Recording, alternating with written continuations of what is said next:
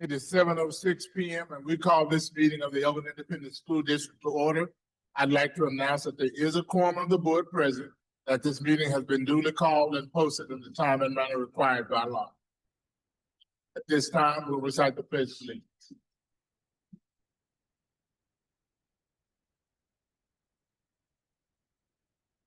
Good evening. We have Ms. Worley and Harvest Ridge students. Come on up. Good evening, Elgin ISD School Board, President Mitchell, and Dr. Ritter. My name is Megan Worley. I'm the principal at Harvest Ridge Elementary School. With me here today are some of our outstanding students to lead us in the pledge. From fourth grade, we have Kalea Stewart and Evelyn Lopez Jaramillo. From first grade, we have Miles Moore. And from pre-K, we have Edwin Garcia.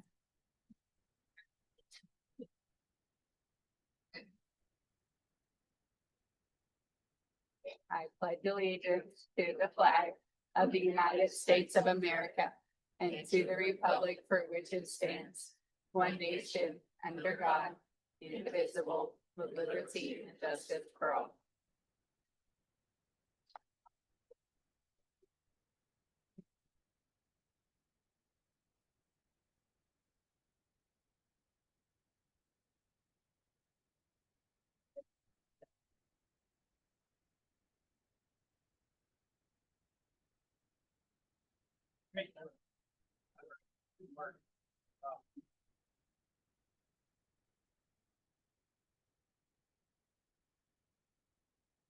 Thank those young people. Next item is public comment, which there is none. Next, we're calling for approval of the minutes of the September 15th, 2025 board workshop and regular meetings and September 16th, 2025 special. I so move. Motion by Mr. Moss, second by Mr. Baker. Are there any questions? All in favor of said motion respond by aye. Aye. Any opposers? Motion passes 7-0. Thank you. Next item, recognition. Good evening, President Mitchell, Superintendent Ritter.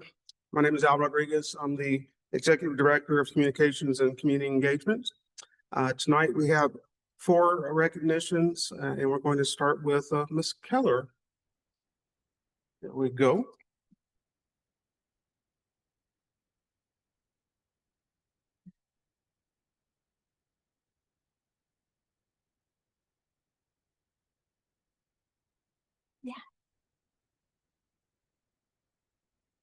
Good evening, President Mitchell, Dr. Ritter, and members of the school board. My name is Allison Keller. I'm the Director of Fine Arts and Advanced Academics.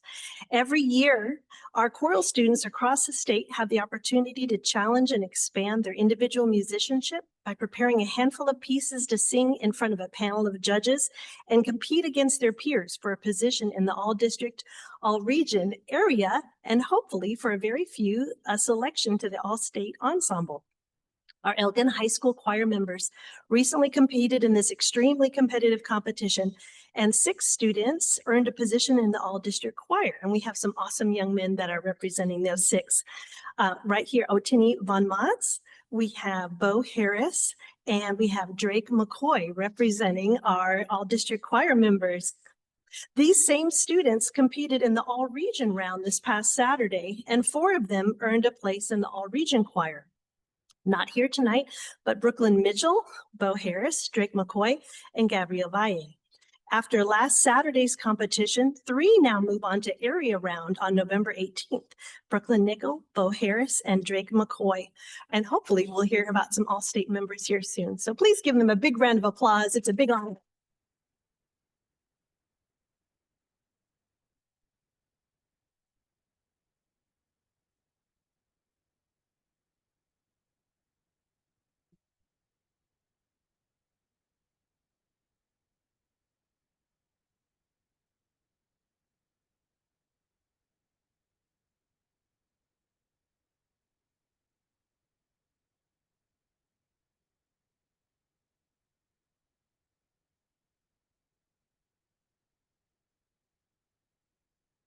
Good evening again. I now have the pleasure of talking about our awesome human resources team. Governor Greg Abbott proclaimed October 8th, 2025 as the Texas Education Human Resources Day, a day set aside to recognize and honor the important contributions made by school staff who work in human resources. Today, we recognize and celebrate the dedicated HR professionals in our school district. Their hard work behind the scenes ensures that our schools are staffed with talented, caring educators and support staff, from recruiting and onboarding to supporting employee growth and well-being. Their efforts are essential to the success of our students and staff alike. Thank you for your commitment, professionalism, and for the positive impact you make. Allow me to introduce Sarah Farias, Executive Director, Tony Mendez, Director, Jackie Ruiz, Compensation and Certification Coordinator, Isabel Baderas, Position Management Specialist, Jimena Rebolar, Human Resources Specialist, Lorena Gomez, Administrative Assistant, and Julia Anderson, District Receptionist.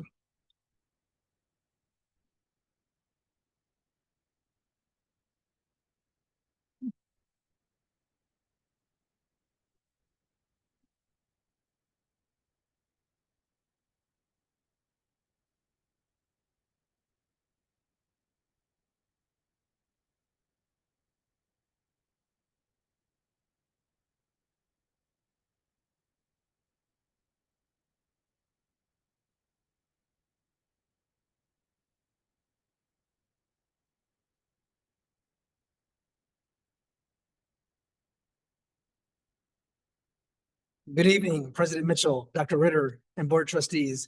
My name is Rick Reyes, and I serve as the Executive Director of School Leadership and Campus Support. This month, we celebrate our principals and the incredible work they do every day. They lead our schools, guide our teachers, support our students, and ensure that every campus is a place where learning and growth can thrive. Being a principal is not an easy job. It takes hard work, patience, and a lot of heart. Our principals show up every single day with dedication, care, and passion for helping students and teachers succeed.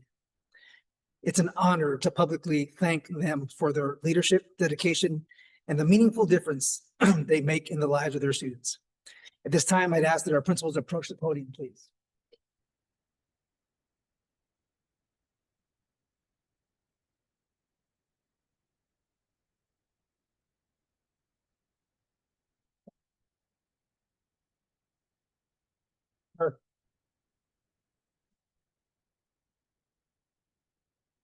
Thank you, Mr. Reyes. I just wanted to say on behalf of the district, how much we appreciate our principals. I cannot say enough about this incredible group of professionals standing right here. They tirelessly work for the benefit of the students in this district. We could not do what we do in this district without you. We appreciate you, and you guys are just the heart and soul of our district. Thank you for everything you do. And we just appreciate you. You guys are amazing. I cannot say enough. So thank you for everything you do every single day.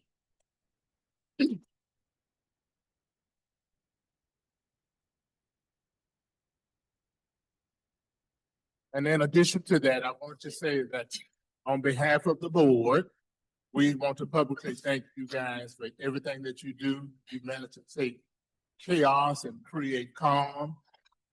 You've taken challenges and turned it into something to cheer about. And we want you to know that we notice that every day. You work long hours. You can't say thank you enough. You've had to pivot.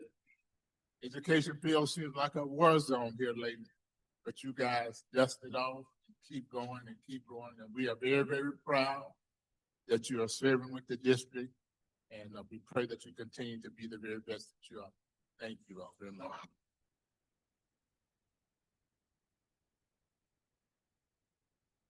And now I would like to individually introduce our fantastic principals as they approach the stage, starting with Paul Coronado, Principal, Niding Elementary School. Dr. Arthur Martinez, Principal, Trinity Ranch Elementary School. Michelle Martinez, Principal, Elgin Elementary School. Linda Tamez, Principal, Booker T. Washington Elementary School. Megan Worley, Principal, Harvest Ridge Elementary School. Randy Matheson, Principal, Elgin Intermediate School. Not with us today because he is taking care of his new bundle of joy at home is Bobby Joe Truehill, Principal of Elgin Middle School. Dr. Jason Rodman, Principal of Phoenix High School and DAEP. And last but certainly not least, our Metria Staples, Principal of Elgin High School.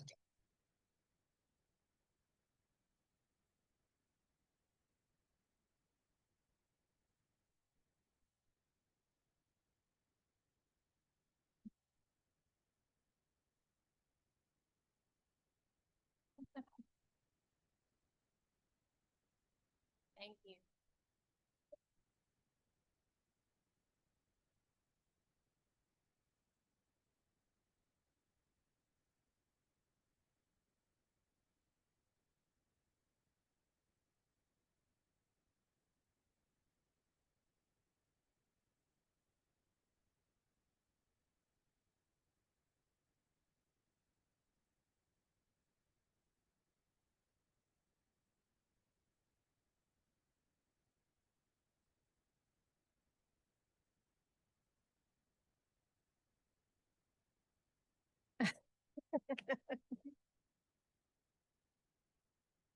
Good evening, trustees, Dr. Ritter, President Mitchell.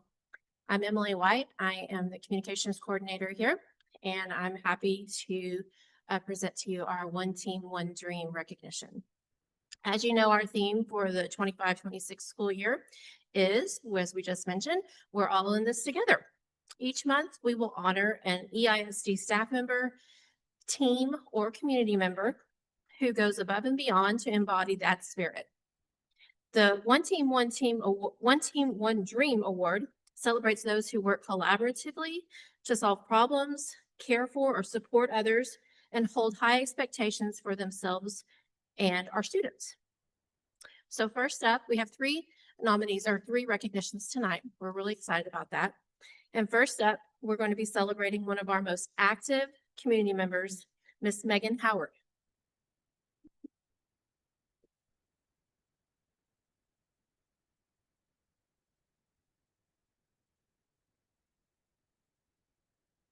Ms. Howard, who is a lead Trinity Ranch Elementary School PTA member, is very, very active in that community, and we appreciate her very much. Here's what Dr. Martinez, Trinity Ranch's principal, said about Ms. Howard.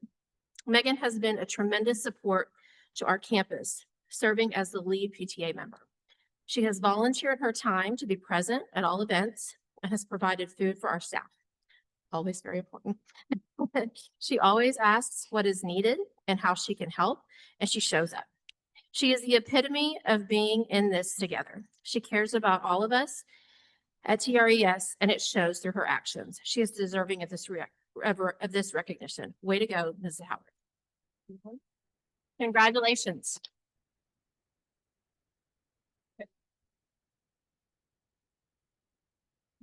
Thank you. I'll try to not fall again. Thank you.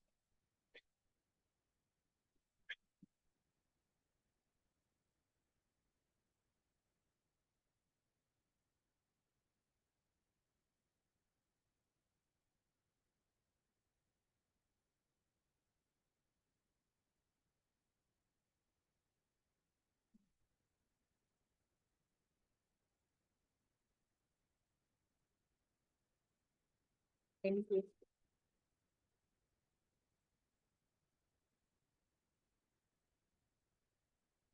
Next, we are delighted to honor two members of our transportation team.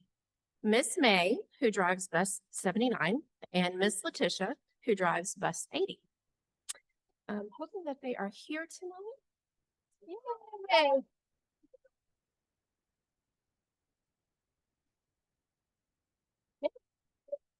We have a special, yeah, or if you want to stay here for a second, it's okay, come on up.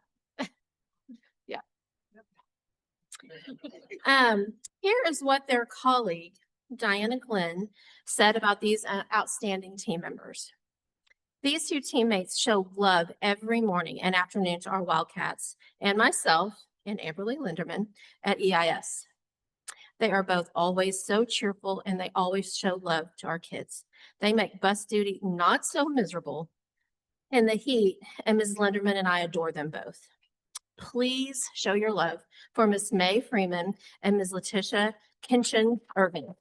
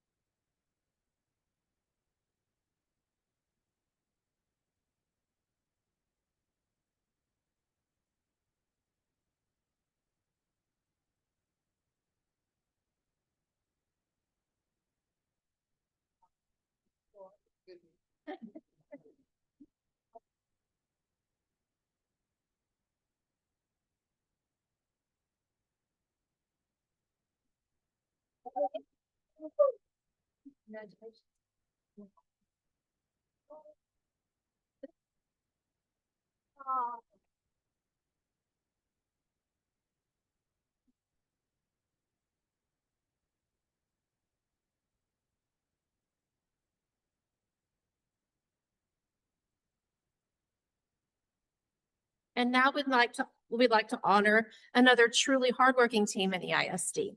Day in and day out, the EISD child nutrition team ensures that every student has access to nutritious meals that fuel their learning and, of course, their growth.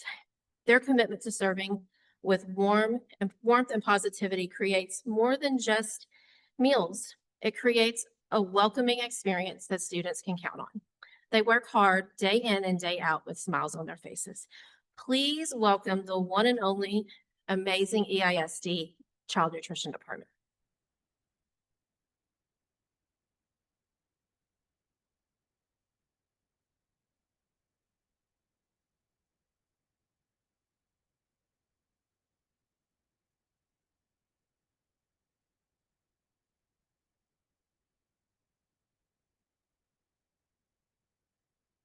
Yeah, we'll get y'all up here and get your pictures.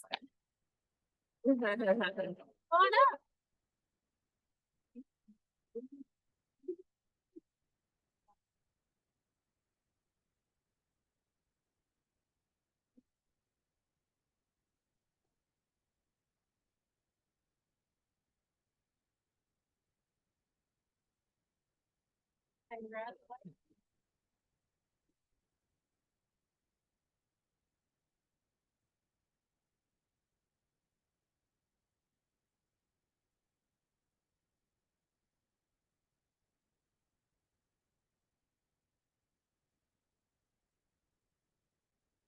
Well,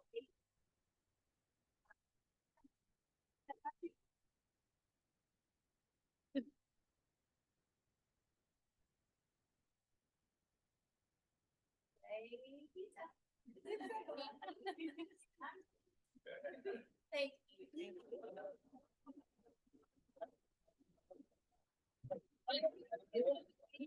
Oh, we're gonna do handshakes.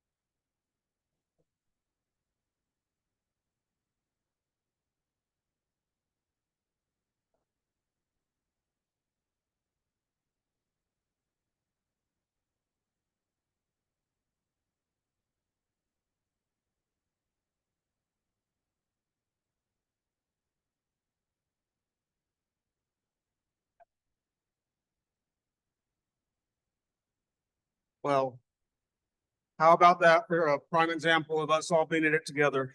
that concludes our recognitions tonight. All right, thank you very much.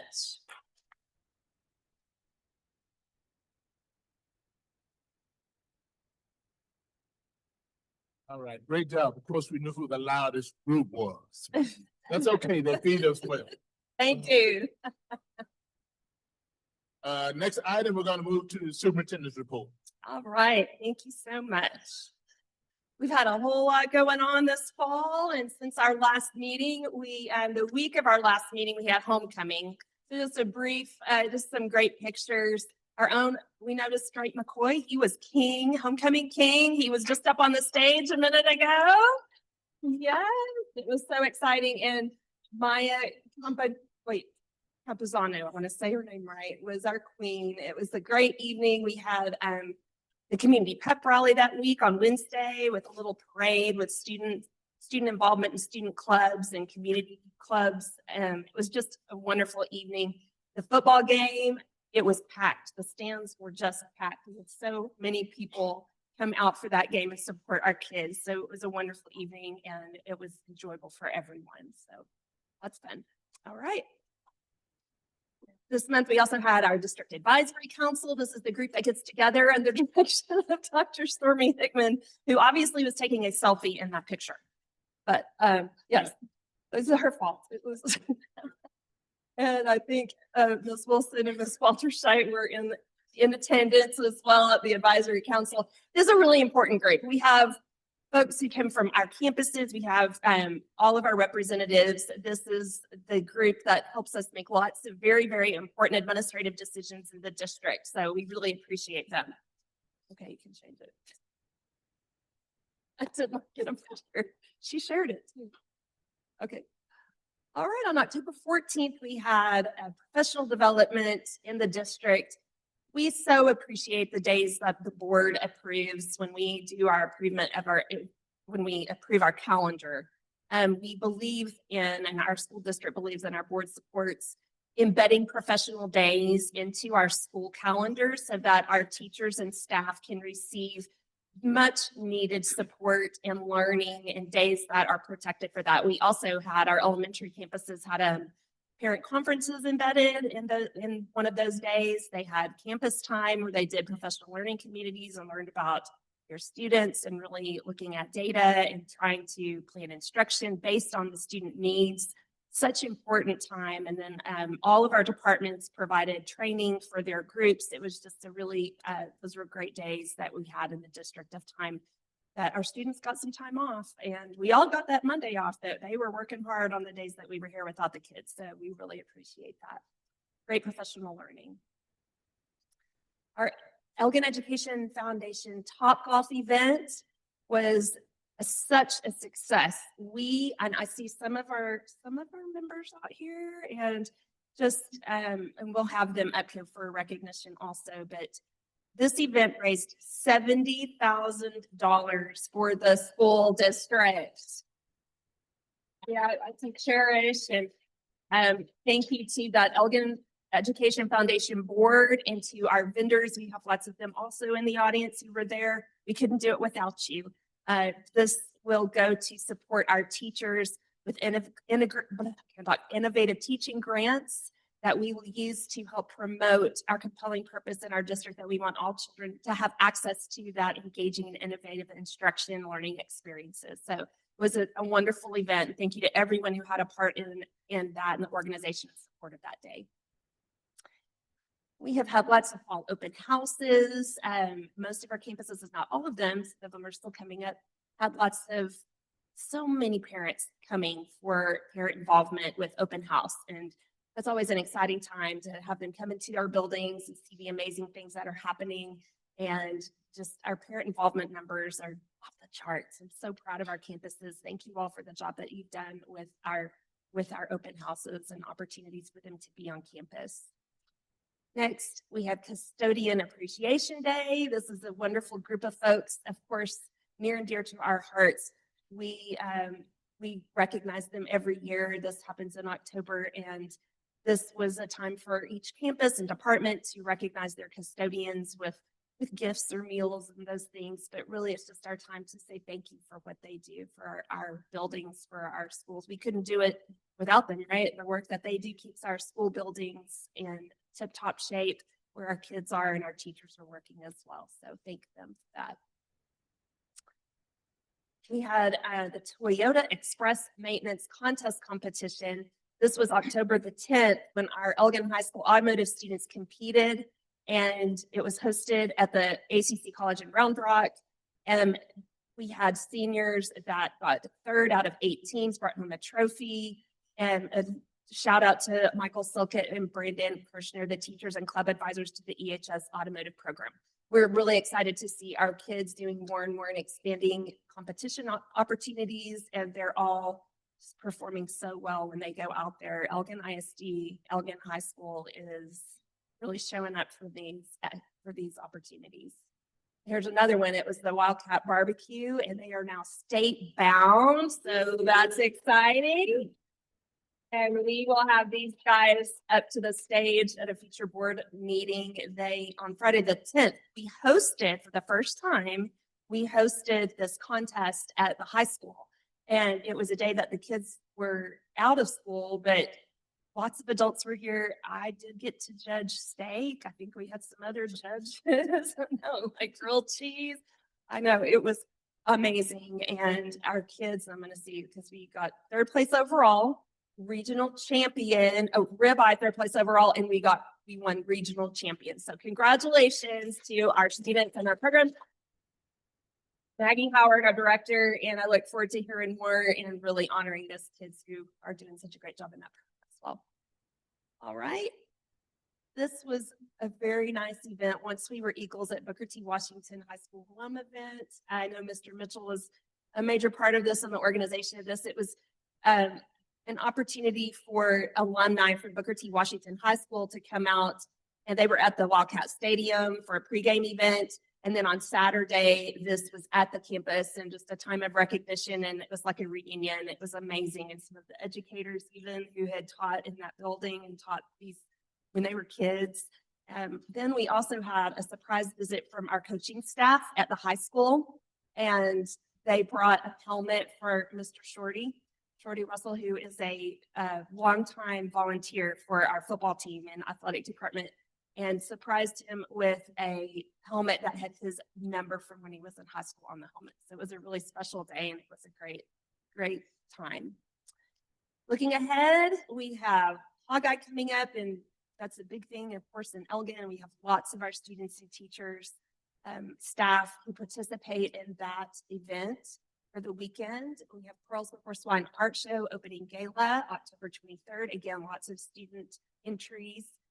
Dia de los Muertos Festival, November 1st.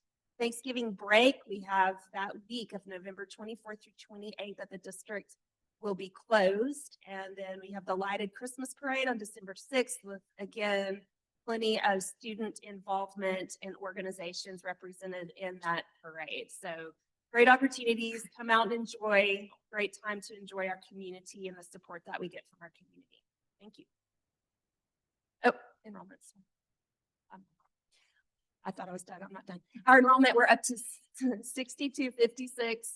Our first day this year, 5828, and end of year last year, we were at 5965. So roughly, we're working on about 300 kids net new since the end of the school year last year. So lots of new faces, lots of new kids, and lots of new opportunities. So lots of little Elgin Wildcats out there.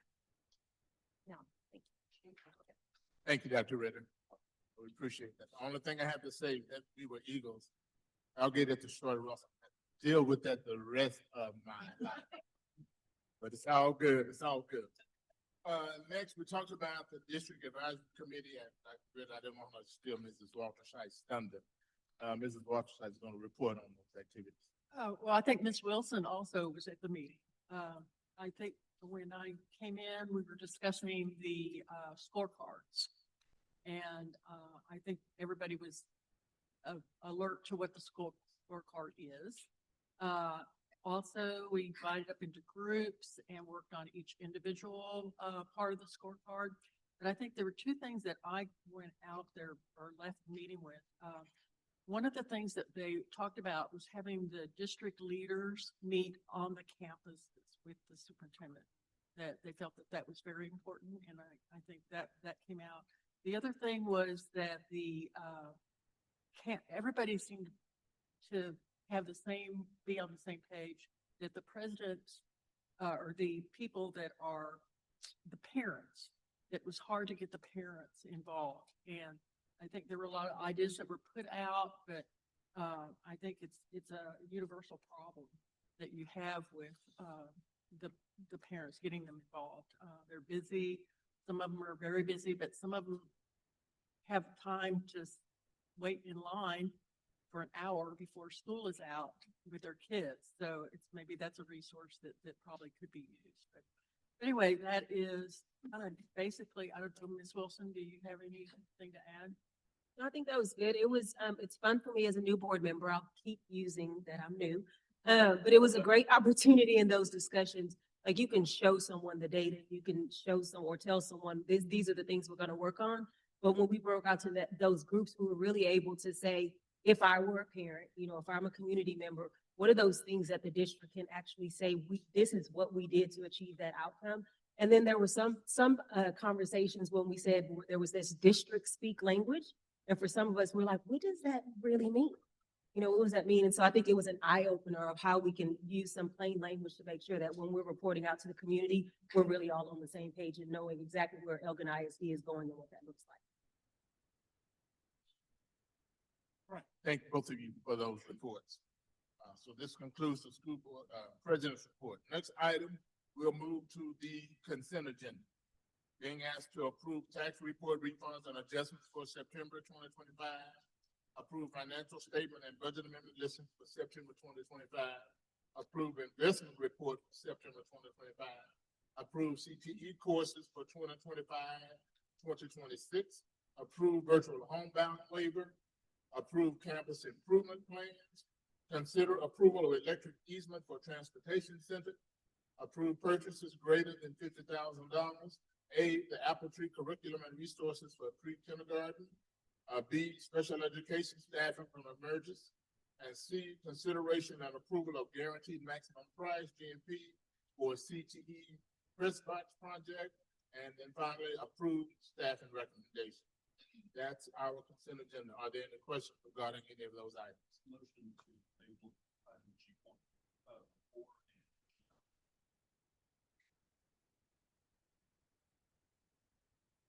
Second that motion. What's G4 and which one?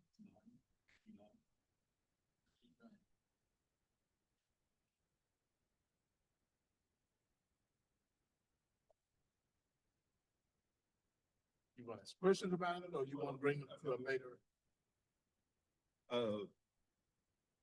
We don't have executive session on the agenda for employment. Correct. So that's why I'm suggesting table it Okay, so you have some. for that. And then for G.4, there is no dollar amount associated to it other than we know it's over $50,000 for the consent. Do you have it now for the CTE course?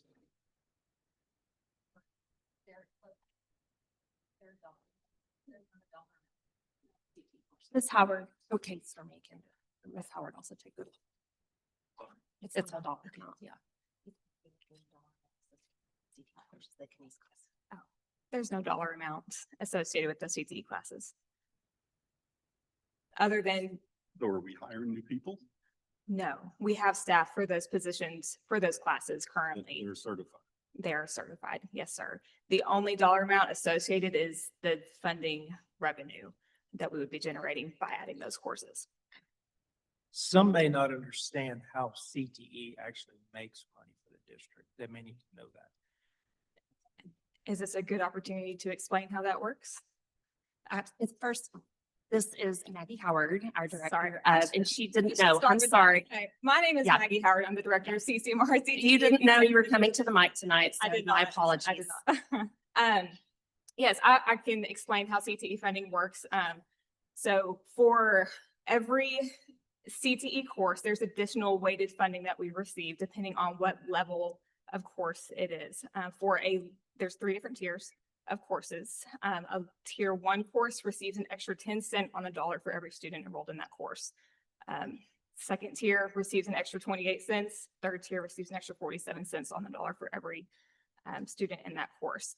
The Kines 1 and Kines 2 courses that are on the agenda for tonight are level 2 and level 3 courses in a program of study. So for every student enrolled in those courses, they're going to generate an additional 28 cents and 48 cents on the dollar for every student in those courses. We currently are already offering a class that is similar to those, but they are not generating CTE weighted funding. These classes have similar TEKs associated. It's just a way for us to generate those funds while allowing students to become CTE program study completers, while also having the chance to earn an industry-based certification. So the purpose of these courses, this is what you do annually. So as a growing district, as we continue to offer additional courses to be able to serve all of our students with increasing enrollment and provide them all of the pathways that we need to be providing through CTE courses, we have to add courses. So we need to approve this evening in order for us to move forward with our course guide and class selection, course selection, and all of that process that we follow through with at the high school. That's what this is about. I'll amend my motion and exclude G.4, so just a table of G.9. Thank you. Okay, so Thank you. it's related to G.9. Then if we table it, then how long will we have to hold it until we bring it back again? So G.9, and we can pull up, it's staffing. It's certain staffing positions that we have, one of them being Mr. Brian Page's position, he's retiring. And so we have recommended to the board hiring the replacement for his position. That will be Executive Director of Technology. And so that is after a process that we always follow, and interviews were done and recommendations have been made. Also, his wife is coming as an instructor into the district, which is a very common practice. That's something that we do. We need positions, teaching positions across the district. So the only thing to be determined is exactly where that person would be able to go, but we do have openings at different levels for instruction positions. So again, if we do not approve that, it would be, unless we call a special board meeting, this would be something that we would have to wait another month to approve.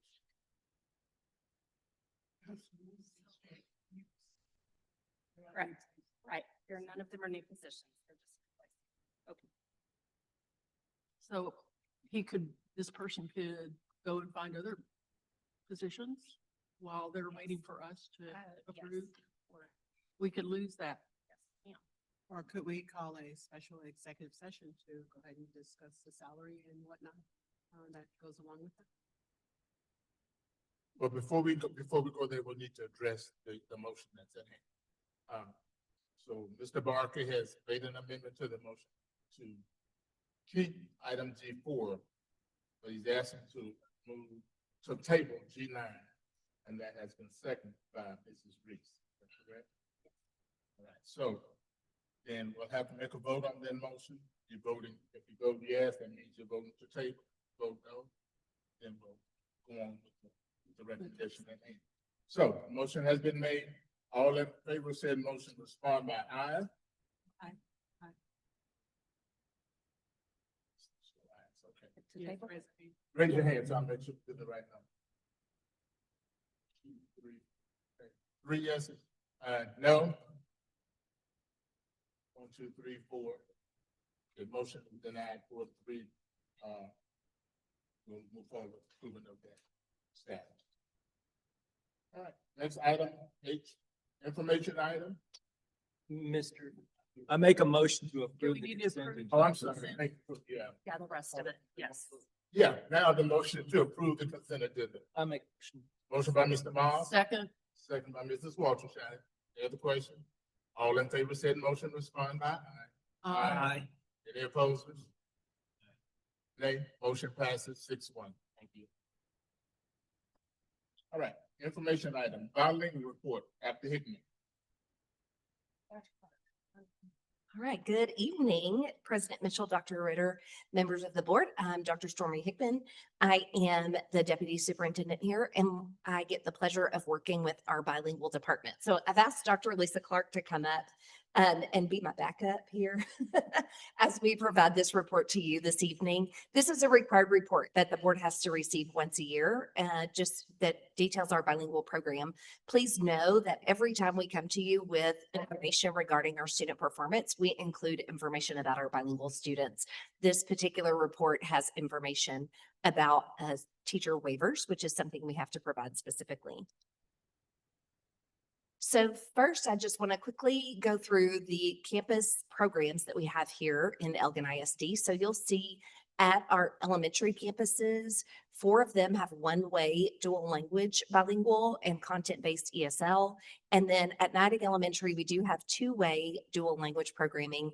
And currently that is for grades 1st through 5th grade. At our high school campuses, or secondary campuses, I should say, we serve our bilingual students through a pull-out ESL program. That means that we have someone who goes into the classroom and supports those students, and that we have teachers who are certified in ESL as well, so that they can support students with strategies that specifically help them as they are acquiring English. Just a quick note about the difference between one-way and 2-way dual language. One-way dual language is essentially all students who have one particular home language who are all learning to acquire English at the same time.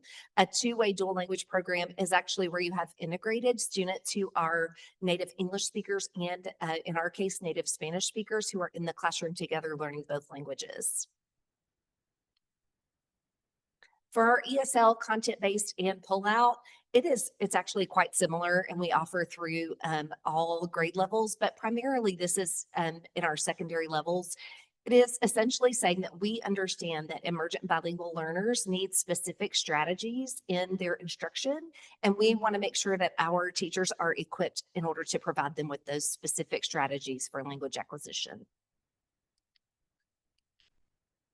This is just a quick model of our number. EB stands for emergent bilingual. So this is the current number of emergent bilingual students we have enrolled. You'll see that we have 31.1% of students enrolled in emergent bilingual or who are classified as emergent bilingual. And we have 2.2% of our students who are monitored. That means that in the last 2 years, they have exited. They're no longer considered emergent bilinguals, but we still keep an eye on them. So we monitor them for a couple of years to make sure that they're still being successful. And then that all students there, that actually is the rest of the students who are not classified as EB. Reclassification is something that I know Dr. Clark has been working really hard on the last couple of years. The goal is that our students are proficient enough in English that they essentially exit the program. Okay, so that's called reclassification. And so as you can see, in 22 and 23, we had a very small number of students who exited. In 23, 24, we were up to 86. We saw a great jump.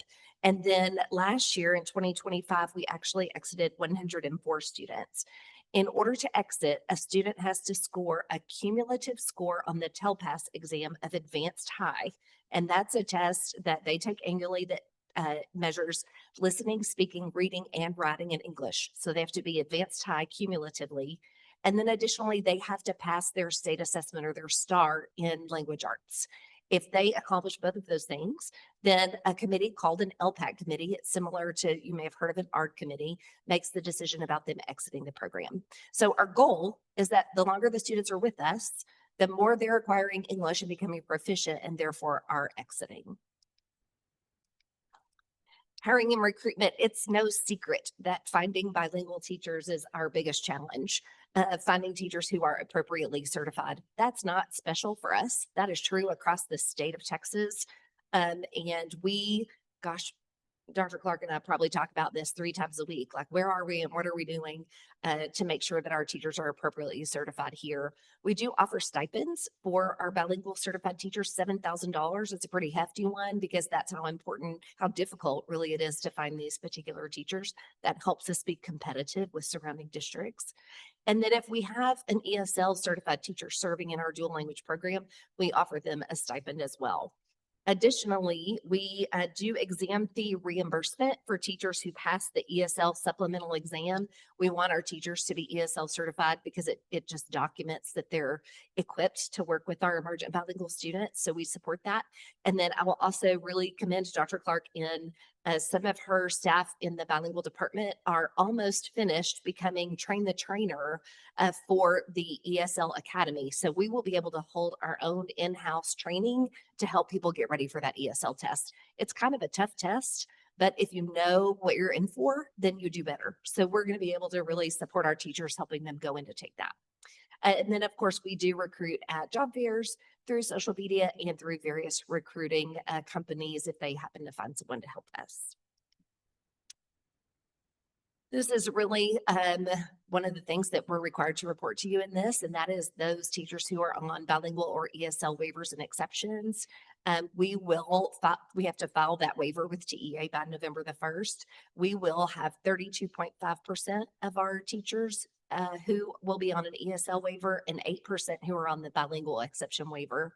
And then you can see close to 60% of our teachers who need those certifications have them.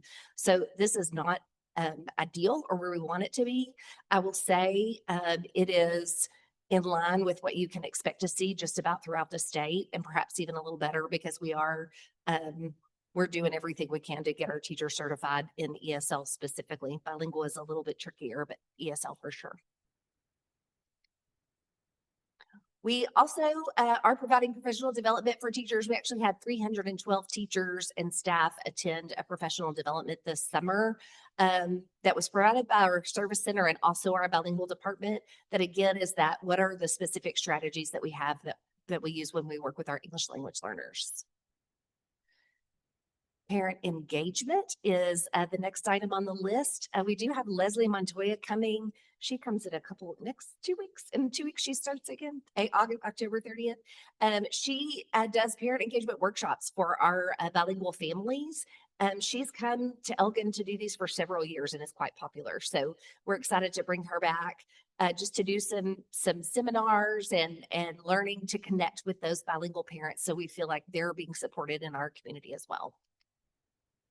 And then we additionally have parent engagement sessions coming up. You can see October, we've got literacy and math in the parent portal.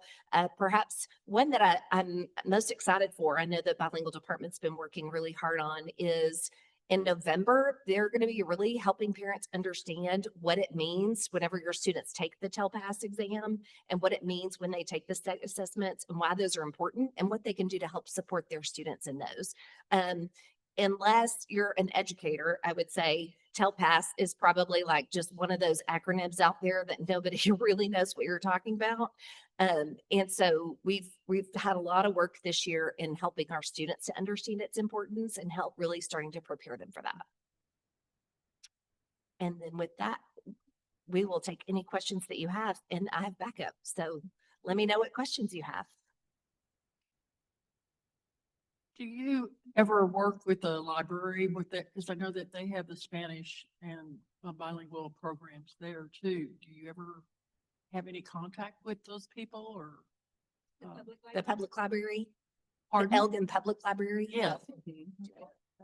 We have not, but that is definitely something that we will take into consideration because I did not know that they offered that. So I will make sure that I reach out to them and see what they do offer and how we can work together. Right. I think they've had a program for several years, but I think, if they're working with the same parents, there That could be some collaboration.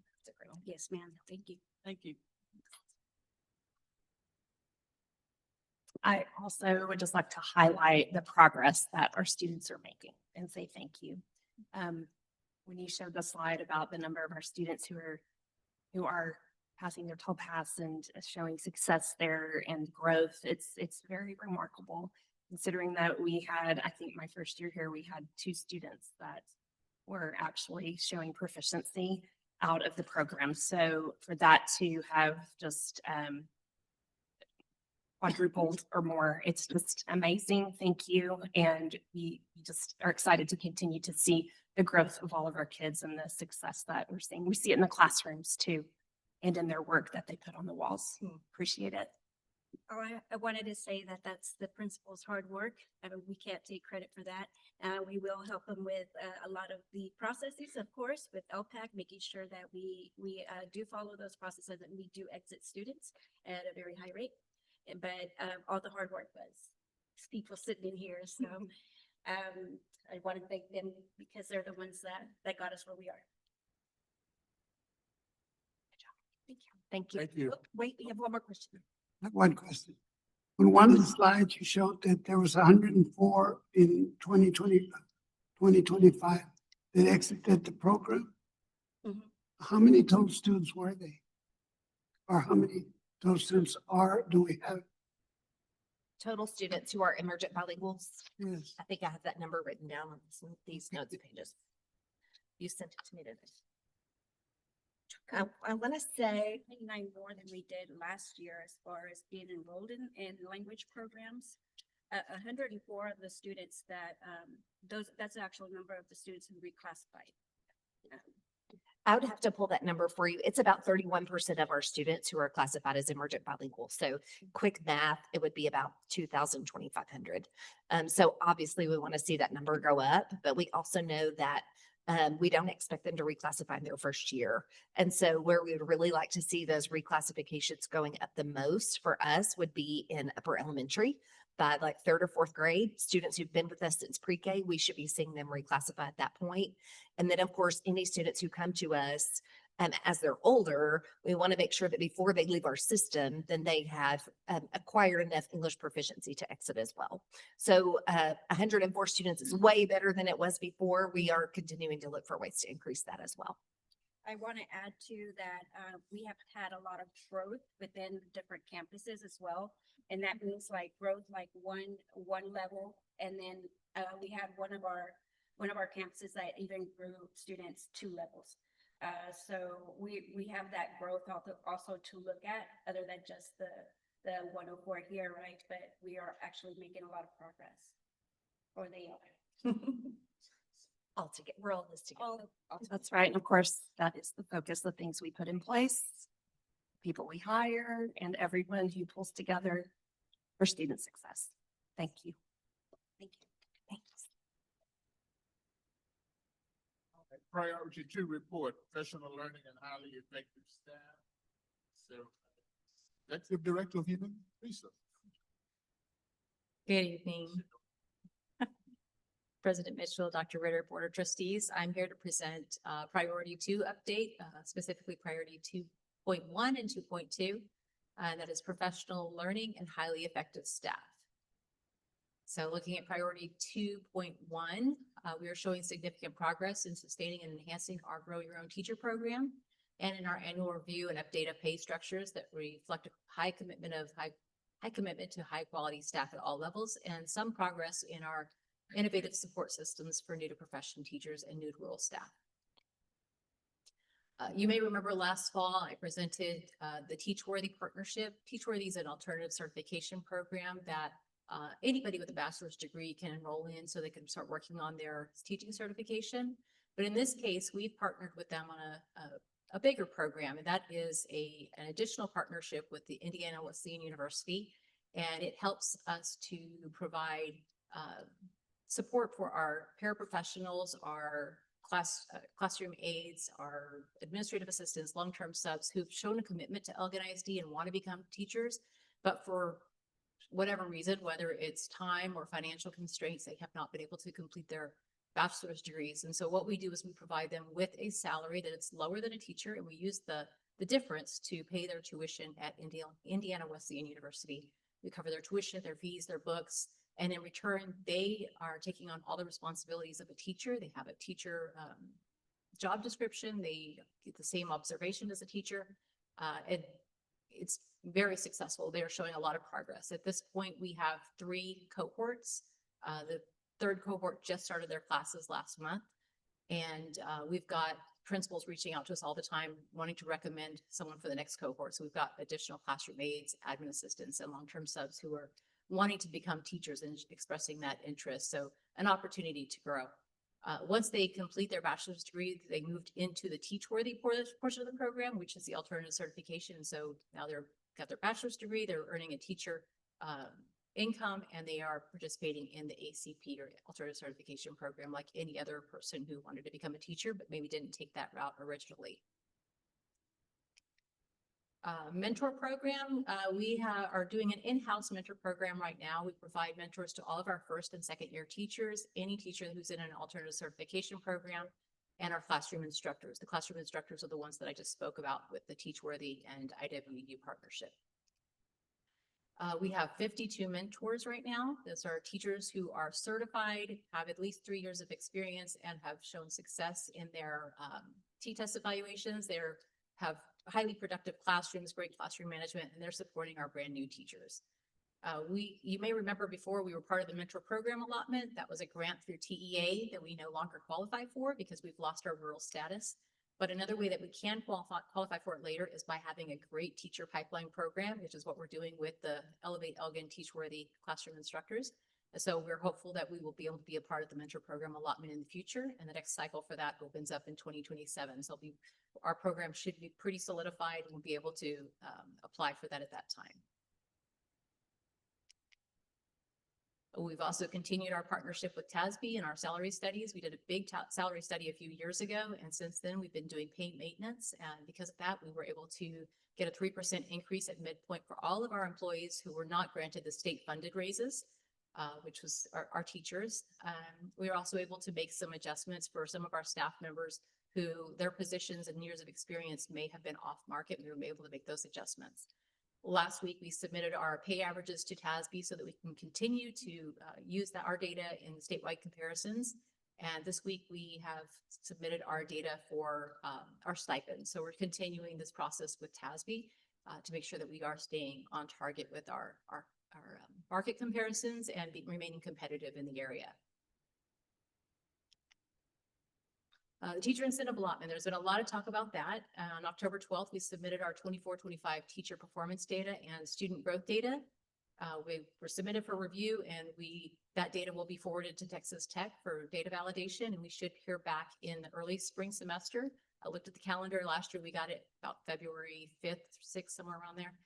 So we're hopeful we'll hear back from them in early February, whether or not we pass the validation process. And if we did, then we'll be able to designate several teachers this spring.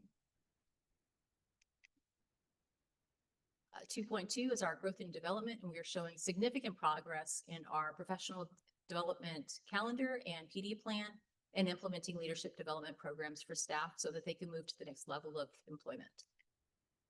You can see our calendar here. We've got 12 days, as Dr. Ritter mentioned earlier, embedded throughout the year, at least 1 day per month for professional development. And our professional development is intentional based on the needs of our teachers, and it varies, of course, by campus and by teacher. So we're making sure that we're providing those learning opportunities for all staff. It also provides campuses with time to work with their teachers. It provides us with time to support the implementation of our initiatives like professional learning communities, capturing kids' hearts. Our instructional coaches, whether they're a campus or district level, are able to work with teachers and help them to help support them in their instruction, and then have our teachers give time to work with each other to make data-informed instructional decisions. We also have a partnership with Texas State University. We and several of its surrounding districts have a cohort of teachers who are already certified but are working on their master's in educational leadership with principal certification. They attended an information session last December. It was several people across the district that expressed interest, but 3 of our teachers committed to this. Principals recommended them, and they are doing well in their classes right now and are excited about what the future holds for them with school leadership. I also reported on the Assistant Principals Academy last year, which was new last year for all APs. It's led by Rick Reyes, and he supports our assistant principals and prepares them for that next level of leadership. There are 5 sessions this year, and they're focused on just leadership development, but also developing those technical skills that they'll need in their current job and in jobs in the future. And you might remember last year I had Randy Matheson come up and speak to you about how he was doing in the AP Academy, what his experience was, and how it was preparing him for the future. And I've asked him to be here again tonight to tell you about how it prepared him for his current role as principal.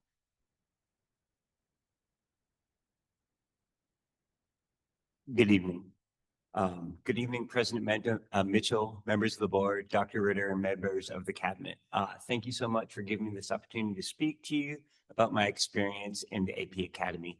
I spoke about this with many of you last year, but a lot has happened in the last 6 months, and I just want to thank everyone for the trust and belief that you had in me to give me this new role. When I entered the academy, I thought I had a pretty good understanding about leadership in school, but I developed a deeper understanding of leadership and learned that it was more about learning together and acting together than leading alone. The academy had created a space where collaboration wasn't just encouraged, but it was essential. And through deep discussions, case studies, and project work, I learned to connect with the leaders in meaningful ways. Those relationships helped me to see that while every campus has unique challenges, that we are stronger when we share ideas and share solutions. And that sense of teamwork has shaped how my approach to leading on my campus.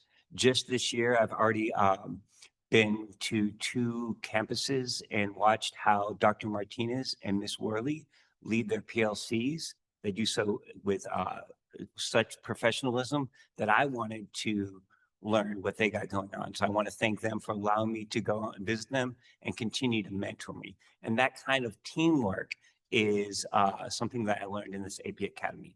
Another powerful takeaway from it was working with the cabinet, and they introduced me to this concept of culture of criticality and problem solving. And it's really about letting go of the ego and just letting the problem be at the very forefront of what you're addressing. We learned to move past surface level problems and really dig into root cause analysis. And that discipline shows up daily. When we face challenges, academic, on my campus, or behavior or attendance, we really slow down. We try to think about it, analyze it, plan, and then act upon it and try to answer the questions. Why is this happening? And how can we make systematic and long-term change? The Academy also deepened my understanding of educational law and systematic thinking and decision-making through leadership lens that is grounded in empathy. That knowledge allows me to lead with confidence, advocate for my staff and students, and ensure choices are always centered on those students and staff members. I've also been fortunate to have both formal and informal mentors along at Elgin Independent School District. Mentors like Mr. Reyes, who modeled what it means to listen first, seek understanding, seek different perspectives, and then act with purpose. So thank you, Mr. Reyes. He's always been a great model for that for me. And also Ms. Staples, who taught me last year that I don't need permission to work. I only need permission to not work. And this really illuminated the idea that you have to trust the people that you work with and empower them to make great decisions. And she did that for me. So lessons like those paired with the structure of the AP Academy has shaped me as a leader that I'm becoming, and one who listens deeply, collaborates intentionally, and leads with trust and purpose. So I want to thank you for supporting programs that prepare administrators for advancement and develop principal leaders ready to serve our schools and our community. Thank you.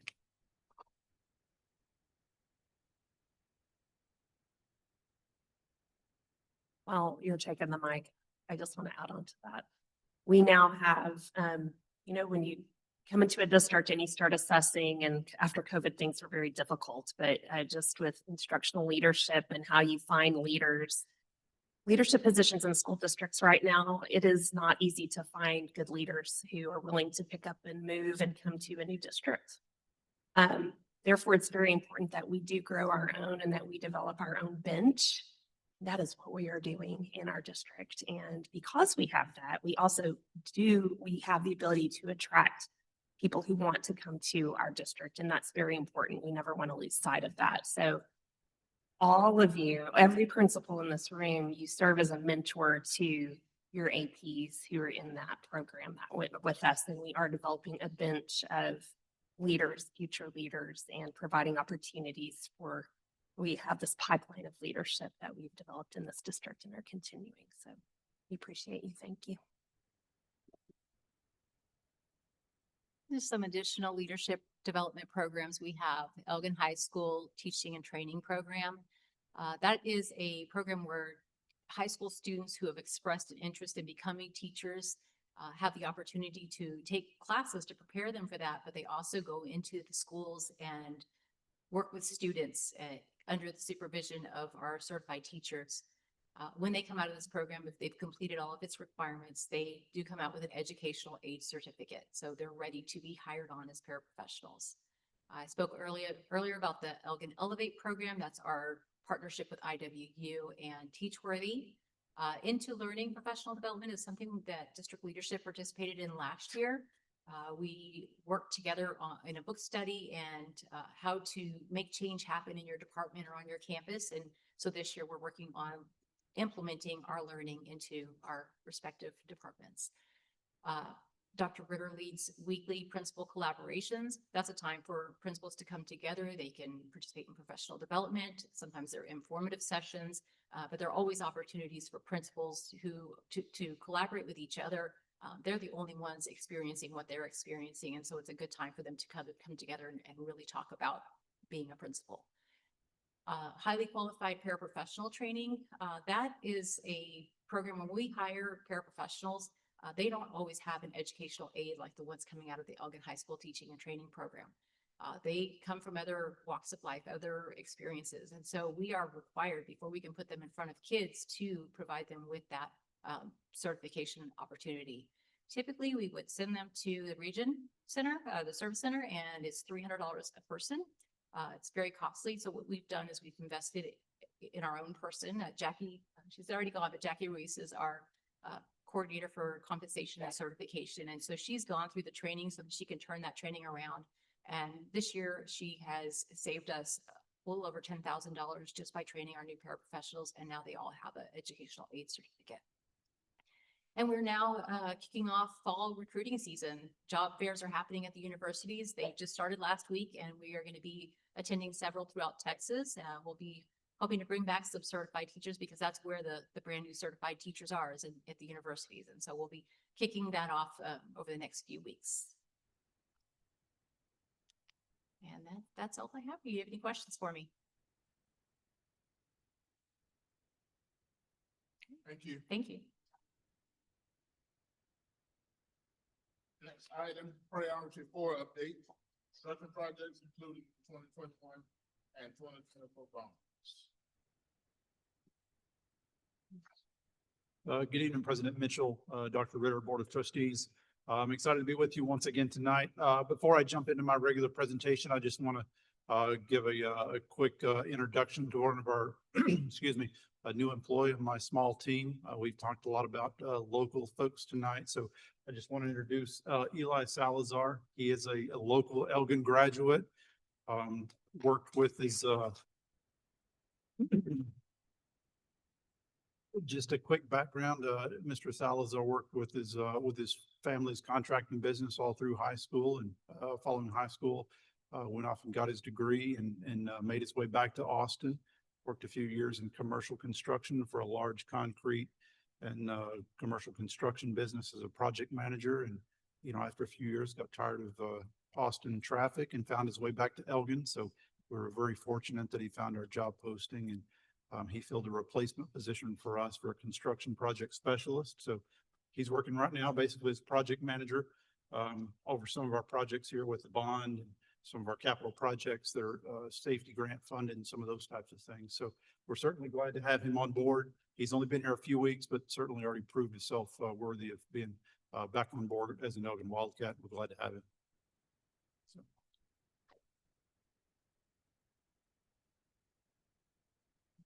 All right, jumping right in. The high school, I'm glad to say we're moved in. We got moved into the auditorium last week. There are still a few punch list items that the contract is working out on weekends and after hours, but ultimately the project has been turned over to us. Allison Keller and her team have been able to move in, and We're getting equipment and things set up. We're getting things that have been stored in our warehouse delivered over to them. So that is a project that we'll see coming to a close now with closeout documents and final punch list items. There in the bottom left, you can see the office and the auditorium there. One thing that did get wrapped up here is some vinyl graphics across the campus. That was really a finishing touch, not just in the auditorium, but across the campus. The multi-purpose facility, and then you'll see in the large picture there at the Auto Tech Lab. Those were all ordered as just one package, the graphics. So it waited till the end of the project till each facility was finalized and ready. But it's just a really nice touch across the campus to see these graphics going in. Just kind of puts the finishing touches across multiple buildings. But overall, we're just wrapping things up there, getting closeout documents done, and excited to see that project finally coming to a close. Transportation facility, just a little ways on the backside there. Some utility boring in progress. A lot of underground work right now, getting site utilities in place. Concrete work on the detention pond is still going in. That water line there in that large picture, you'll see that is water line boring under FM 1100. I had somebody on site did joke with me that they had not seen that, so they wanted to go out and see that, and they said it was boring. That's extremely, it's interesting, but it's a very slow process. It doesn't go quickly, so it's neat to see, but it doesn't move quickly. So, but we are excited to see the metal building components show up. There's a shop going up there, so they'll start erecting that. That'll go pretty quickly once the metal start going vertical. So that'll start happening there within the next week or so. But overall, we've still got coordination going with TxDOT. There will be FM 1100 expansion going in there, not just in front of our building, but in front of all of that subdivision developments there along FM 1100, really from about County Line Road back west of us past Briarwood. So that's something that'll be happening within the next 6 to 12 months as well. And then also we're getting a jump on FF&E, the equipment and the furnishings that go in that building. We want to start looking at that before we get too close to the end also. So things are moving well there, a lot of activity on the site. I'll share some additional photos with the board through other avenues, but exciting progress on that side. Priority maintenance projects, we did see some flooring go in over the professional development few days there that we talked about at Nightingale Elementary. We snuck in there with the team and got flooring in the corridor and the 500 wing completed. We do have some additional flooring throughout that building in the corridor and the cafeteria. We'll try to get back in during the Thanksgiving break. If they're not able to complete it, then they'll also sneak in there during the winter break and get that wrapped up. Additionally, in the high school front vestibule, they'll get that taken care of during upcoming breaks. Elgin Elementary, they did get the window shades completed in all the classrooms. Those roller shades are able to go up and down and give the classroom staff members some visibility to the outside, reduce glare, but also give them the ability to raise those up and down as needed. The fiber optic project, this is to BTW and Trinity Ranch.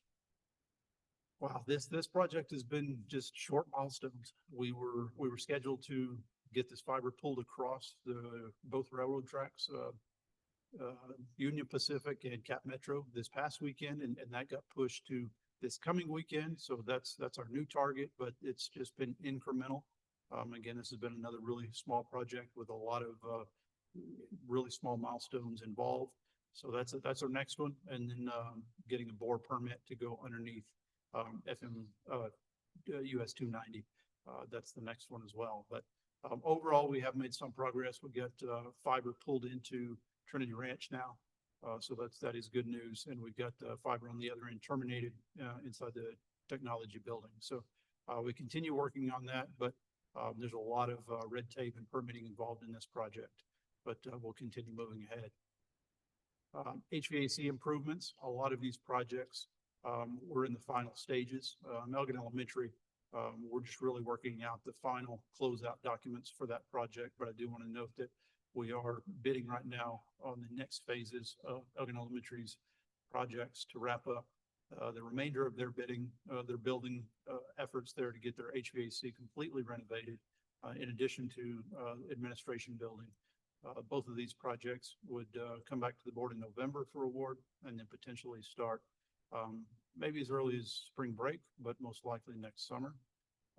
Nottingham Elementary, Elgin Intermediate, Booker T. Washington, and the high school.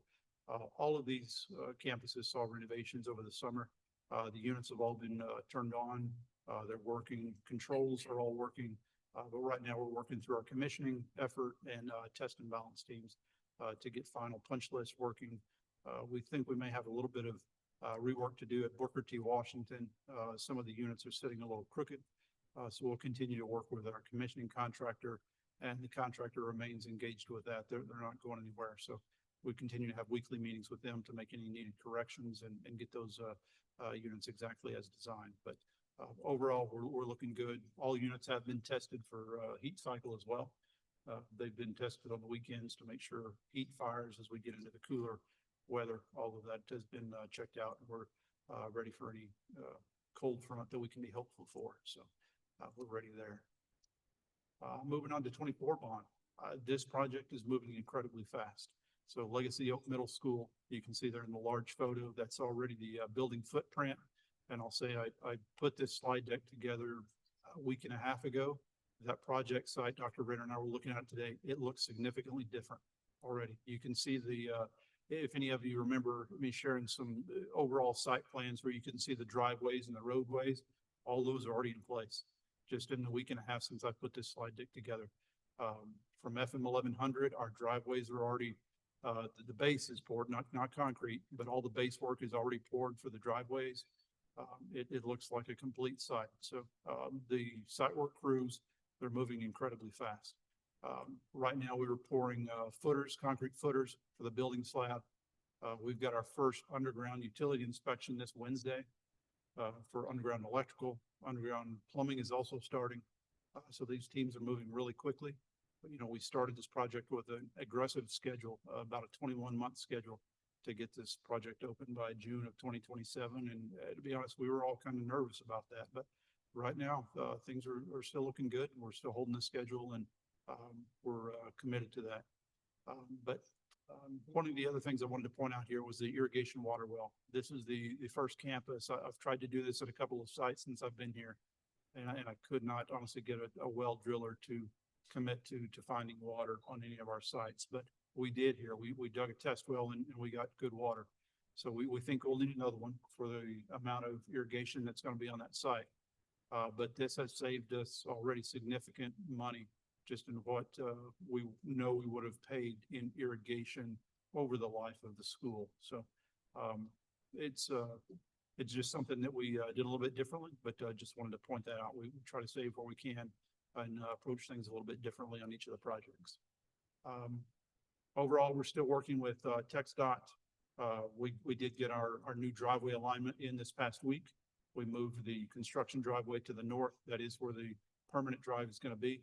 We know there's been some hiccups in getting folks in and out on 1704. That's a busy road, but we do have our permanent drive in right now in the proper location. And we'll continue efforts with TxDOT as we work through what that signal is going to look like at that intersection. We know we have to put in a turn signal there. And then with TCEQ also, if any of you read the paper, we put out some notifications for TCEQ for the wastewater permitting system. So we'll continue working through permitting efforts on that. Moving back to the high school athletic improvements, we are still working on site work there. Chemical injection process is really what's happening there on the baseball field. If any of you were here long enough back, you may remember the chemical injection process for the football field. And then obviously we did that for multi-purpose as well. If you drove by there just 18 months ago, it makes a mess for a little while, but it preps that subgrade so we don't see a lot of movement with this black clay. It shrinks and swells with the different weather patterns. We try to get that mitigated before we put down that turf. So that's the process they're going through now for baseball and softball, and then we'll get tennis taken care of as well before we pour that slab. But you can see some effort there on the baseball field, and then that bottom left picture, they take core samples for that testing to make sure the chemical injection took. It's a certain proprietary chemical they put in there. They go about 12 feet down for the chemical injection, so it's not a small effort. But ultimately, that's the process they have to go through to make sure that surface stays flat once they put that turf in place. Good news, last week, we did get variance from the city to put the bleachers in at the tennis courts. If you all remember, that was something that initially was not granted, but we did get a variance approved. The city was very, very easy to work with. They understood the situation. So we'll have new bleachers, new canopy between the tennis courts. So that's good news there. But ultimately, it looks like we've got a lot of work ahead, and we do. But we're still on track to have the project completed before softball, baseball start in January. Randy, Yes, sir. on the softball and baseball fields, when is the anticipated completion dates? Right now we've got early January, like January 3rd, I believe. So right now we're still scheduled to get those wrapped up before baseball and softball start. Yeah, We've got a 'cause- little bit of float in there is what they call it. So we've got room for, if we have some rain delays and some of those things. But I mean, and it'll be close. I'm not gonna say it won't, but Yeah, because they'll need it for the second part of January and all of February, yes, sir. so they can practice. Yes, sir. Yeah. that's-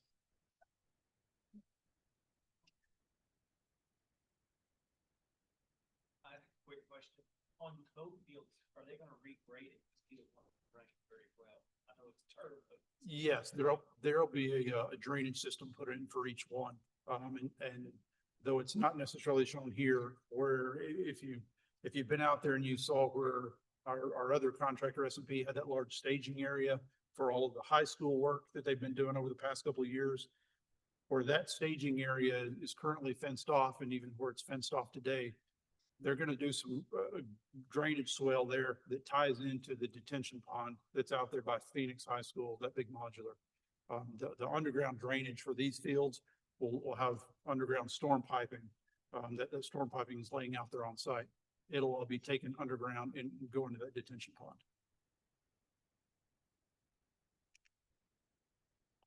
Staying there at the high school, just a reminder there, I don't think we've seen these two images together, but thank you tonight for awarding the GMP for this project.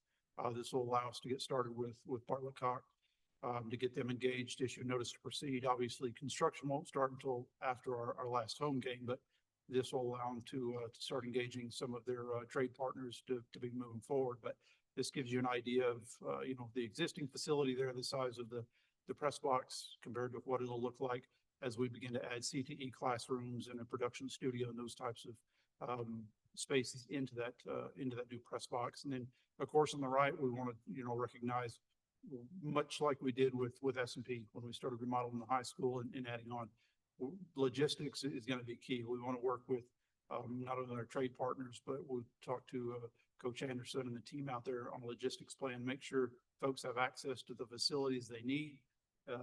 Student safety is a priority, traffic patterns, all of those things. So what you see there is just a draft of the plan.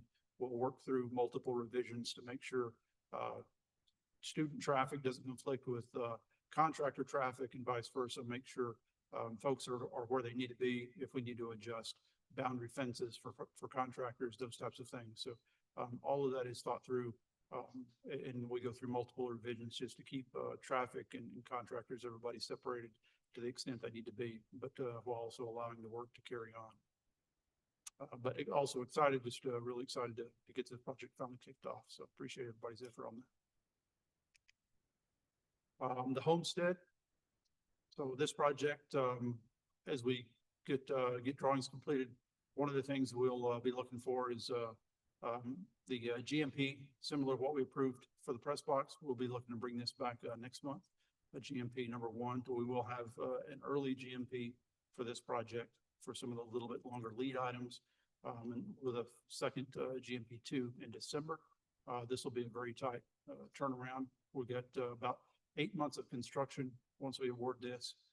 We do have a PDD, a Plan Development District revision that will need to go before City of Elgin. That's already been submitted to them. We expect to go before the City Council in November. We don't expect any challenges there. We've already presented that and think we're on sure footing there. And so far, all the pre-development meetings with both the Bastrop County Health Department, City of Elgin have been very routine. with no issues to be concerned about there. Our contractor, our construction manager at risk, has been very involved in pre-construction meetings here, but overall, you can see, the large spaces there. As our design became a little bit more defined, we, like a lot of projects, we've become a little bit more discreet with the, overall layout. That's generally not something we like to put in meetings to show. But you can see some renderings there of what that, building may look like once we're finally complete. So again, this will be a very exciting project for our CTE students, giving a little bit of flex space for them to serve, but also for PD sessions or after hours use as well. And then the facilities project, so our DAP portables. We were excited and thinking we were going to move in during this PD break. So we had our custodial group ready, our IT folks putting in cameras, and we got furniture moved in, and you can see in the bottom left corner, as our custodial team started waxing some of the floors, that our floor tile started coming loose in 2 of the 3 buildings. So we had to press pause on those buildings, and right now we're working to get floor tile replaced. So we've talked to the stakeholders, our folks, Dr. Rodman and those folks, and we're just going to hold where we're at for right now. But just know we have everything in place to continue to make the move at the next opportunity.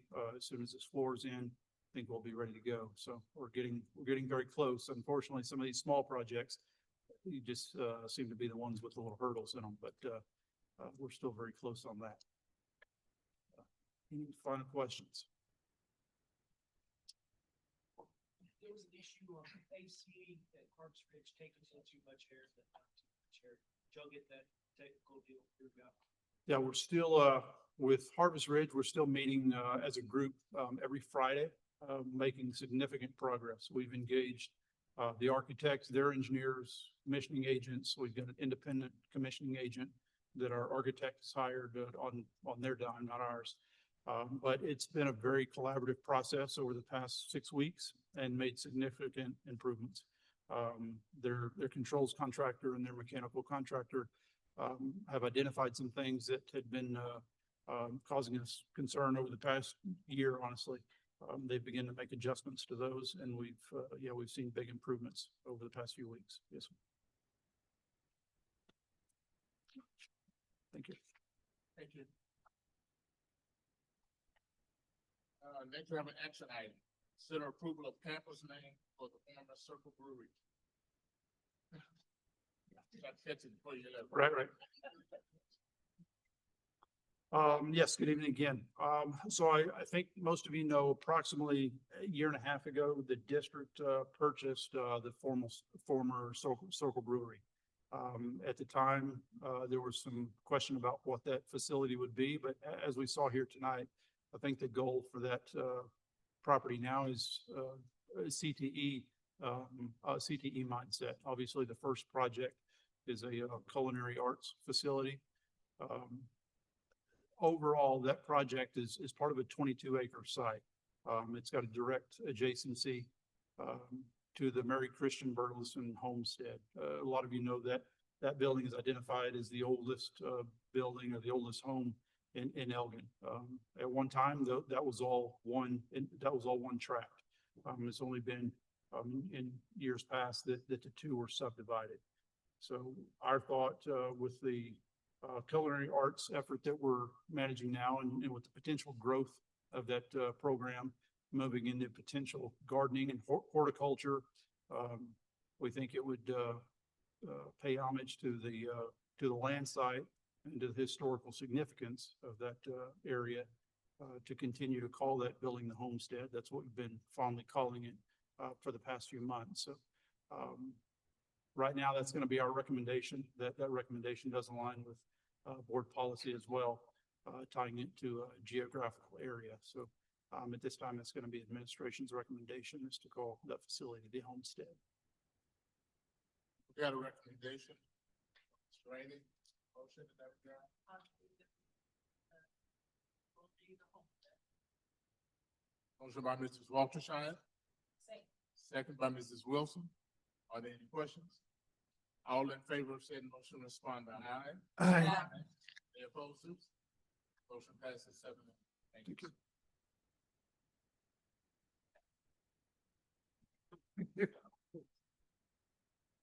It is 8:36 PM. Is there a motion to adjourn? Yes, sir. Motion by Mr. Moss, there's a second. Second by Mrs. Reese. All in favor respond by aye. Any opposed? Motion passes 7-0. We are adjourned.